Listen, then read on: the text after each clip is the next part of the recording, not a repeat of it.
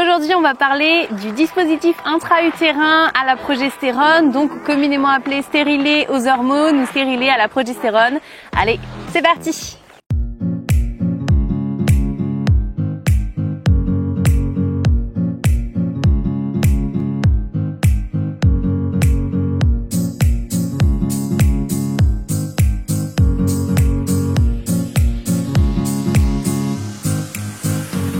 Hello, je m'appelle Nina, je suis créatrice de contenu. Ici, je t'aide à expérimenter une approche holistique de la santé par des méthodes bienveillantes envers toi-même, les autres et notre jolie planète. Je fais de mon mieux pour te transmettre mon chemin, mon évolution, mes choix, mes petites astuces, mais également et surtout mes valeurs. Ici, tu trouveras un véritable échange, des remises en question et parfois même des doutes, mais également des clés qui t'aideront à élargir ton esprit vers de nouveaux horizons. Ensemble, nous allons tout droit vers une vie qui embrasse amour, bonheur et valeur. Hey, coucou les petits loups, j'espère que vous allez bien. Alors aujourd'hui on parle contraception et on va parler plus exactement de stérilet. On va l'appeler de façon commune, on l'appelle généralement stérilet, donc aux hormones ou à la progestérone. Aujourd'hui on n'est pas là pour dire que c'est bien ou que c'est pas bien de mettre un stérilet aux hormones.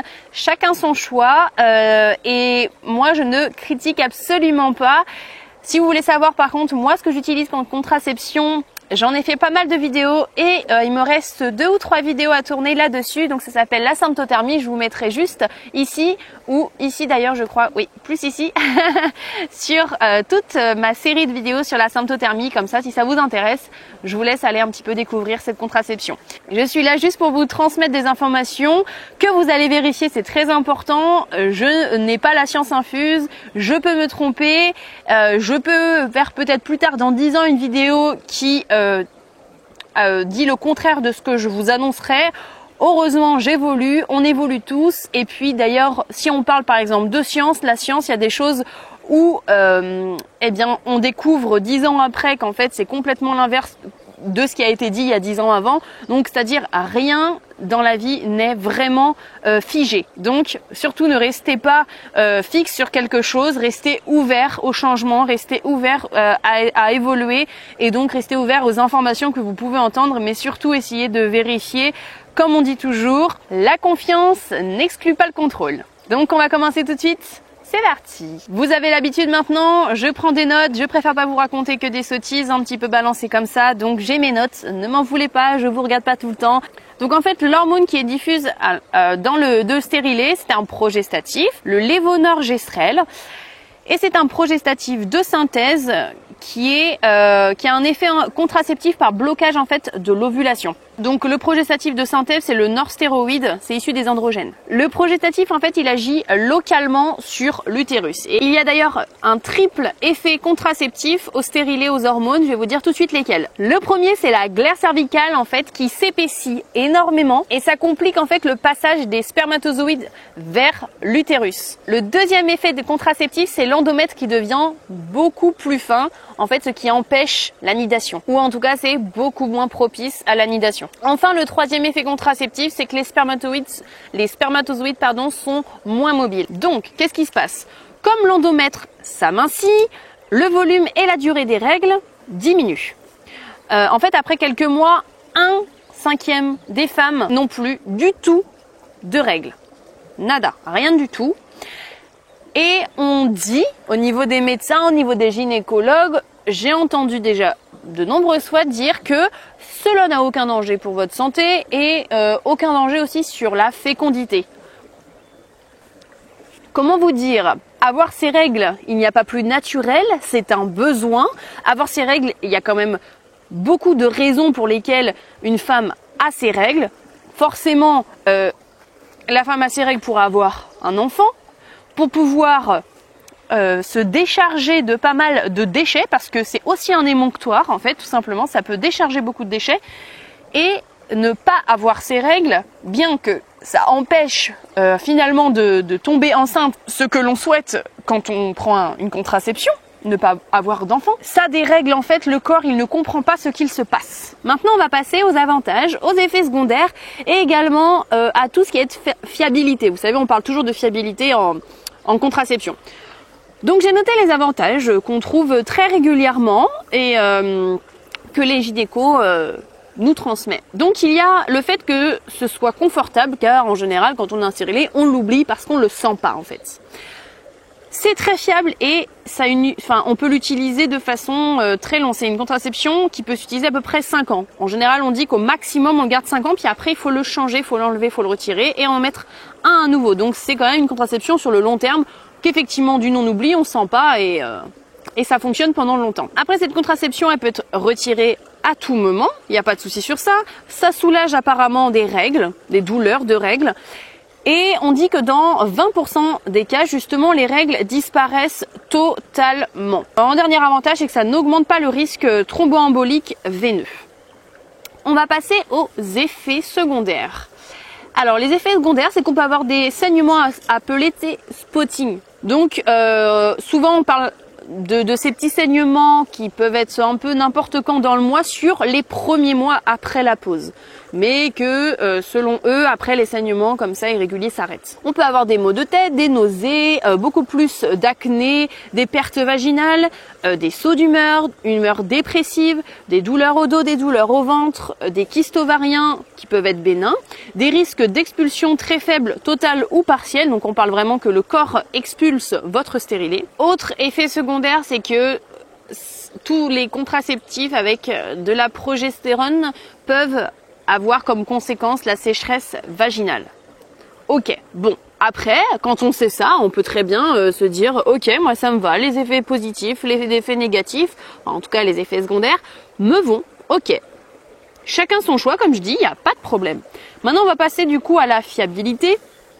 Donc la fiabilité, elle est supérieure à celle de la pilule et si c'est placé dans les 7 jours qui suivent, c'est souvent comme ça que ça se passe, le début de vos règles, c'est efficace absolument tout de suite. Donc on est sur 99,9% quand tu es en utilisation courante et que ça se passe très bien, alors que c'est 91% pour la pilule. Et en utilisation parfaite, donc on est pareil, 99,9 pour le stérilet et contre 99,7 pour la pilule. Alors bon, les deux sont quand même très fiables, c'est juste un tout petit peu plus fiable.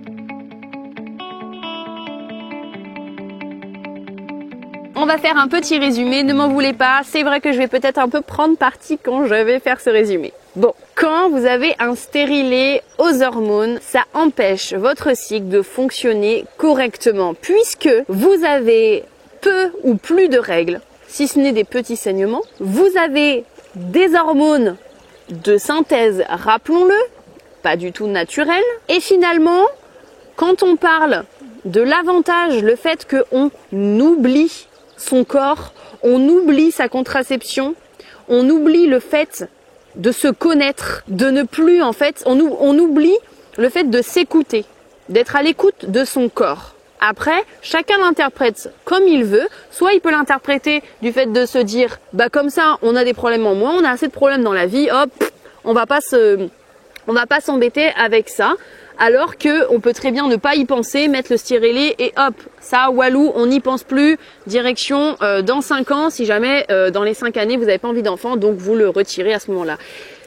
Moi, je dirais que le fait d'oublier ça, ce n'est pas un point avantageux dans ma vision des choses. Encore une fois, bah, c'est moi qui vous fais cette vidéo, donc il est vrai que là, pour cette fin de vidéo, je vais donner un avis assez précis du fait que je pense qu'aujourd'hui, on ne sait plus qui on est au niveau de notre corps. On ne sait plus comment il fonctionne, on ne l'écoute plus, on le fait taire absolument avec des médicaments, avec en fait des choses pas naturelles. Donc là, c'est des hormones de synthèse qu'on rajoute à notre corps.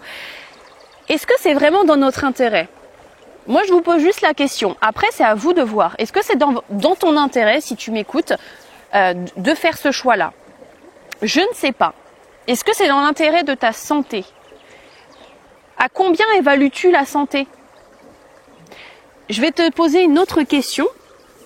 Est-ce que tu penses que, imaginons tu as un problème de santé, je ne te le souhaite pas. On n'est pas du tout sur quelque chose de négatif. Je ne souhaite pas du tout que tu sois en mauvaise santé. En fait, je voudrais juste te poser une question. Quand je te parle d'évaluer à combien, on va dire, tu vises sur le compteur de 1 à 10, pour toi, à quel point c'est important d'avoir la santé? Moi, je te dirais, c'est important à 10 sur 10. Et je n'exagère pas. Je pourrais même dire à 14 sur 10, à 15, à 1000 sur 10. Enfin, en fait, juste pour te dire à quel point la santé est importante, et je pense que ce n'est pas juste mon avis, je pense que c'est l'avis de tous. Puisque, quand on va chercher un peu plus loin, on se demande, quand on n'a pas la santé, qu'est-ce qu'il se passe? Eh bien, quand on n'a pas la santé, quand on a des douleurs, quand la santé nous empêche de faire quelque chose, en fait, la santé, quand on l'a plus, on ne peut plus rien faire. Je ne sais pas, moi, par exemple, prenons l'exemple, ok, on est encore sur quelque chose de pas du tout glamour, mais qui m'est arrivé, donc forcément, on va parler de quelque chose de concret. Moi, quand j'ai eu mes problèmes et que j'ai eu une thrombose au niveau de mes fesses, ok, bon, vous pouvez en rigoler, mais aussi on peut se rendre compte de ce que finalement j'ai vécu. Je me dis mais ma santé, elle était juste hyper importante. À ce moment-là, je me disais mais je ne veux que ma santé. C'était mon seul et unique but dans la vie, c'était d'être soigné, de comprendre mon corps, de savoir où est-ce qu'il voulait aller et de l'aider vers le bon chemin pour retrouver la santé.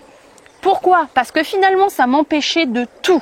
Ça m'empêchait de dormir, ça m'empêchait de travailler, ça m'empêchait d'être heureuse. Je pensais qu'à ça. Donc ça m'empêchait d'être socialement bien avec les gens. D'ailleurs, je ne pouvais plus sortir de chez moi à un moment donné tellement que j'avais mal. Je ne pouvais plus marcher, je ne pouvais plus aller aux toilettes. J'avais perdu mon indépendance. J'étais complètement dépendante de mon conjoint.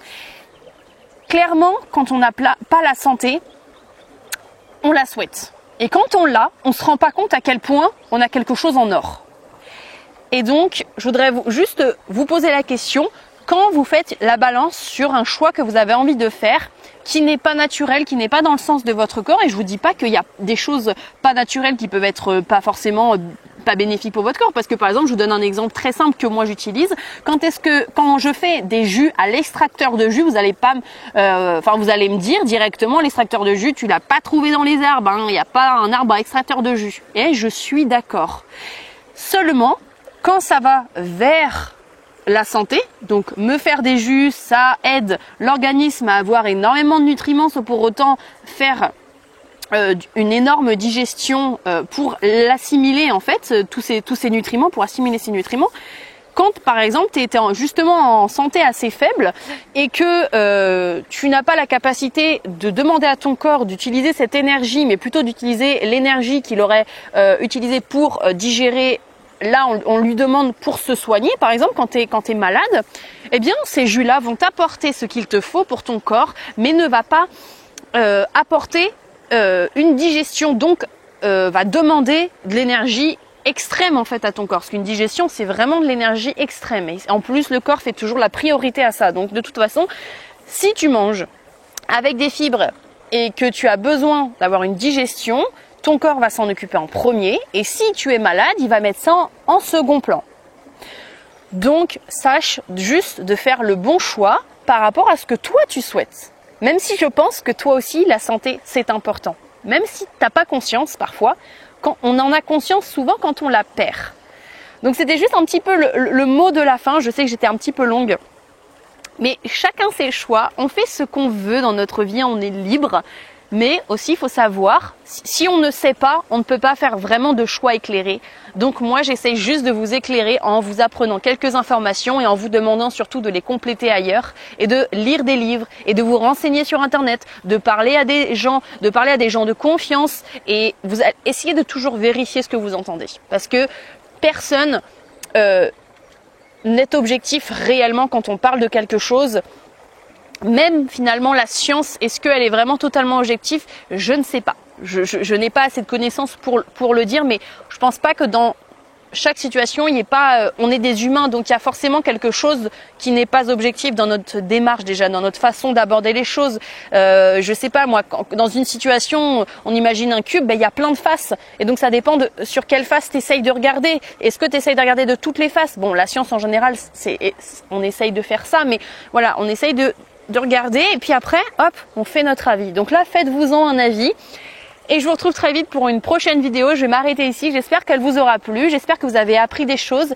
N'hésitez pas à vous abonner parce qu'il y a beaucoup de personnes qui regardent mes vidéos régulièrement mais qui ne s'abonnent pas. Donc voilà, je voudrais juste vous le dire, abonnez-vous, moi ça me soutient, ça me permet de continuer mes vidéos et clairement c'est aussi beaucoup de temps, beaucoup de recherche, j'adore vous transmettre mais aussi c'est important que j'ai un petit retour de votre part et vous, votre contribution, eh bien c'est en vous abonnant, mettre un petit pouce bleu pour pouvoir aussi m'aider à que la vidéo soit un peu vue par beaucoup plus de personnes.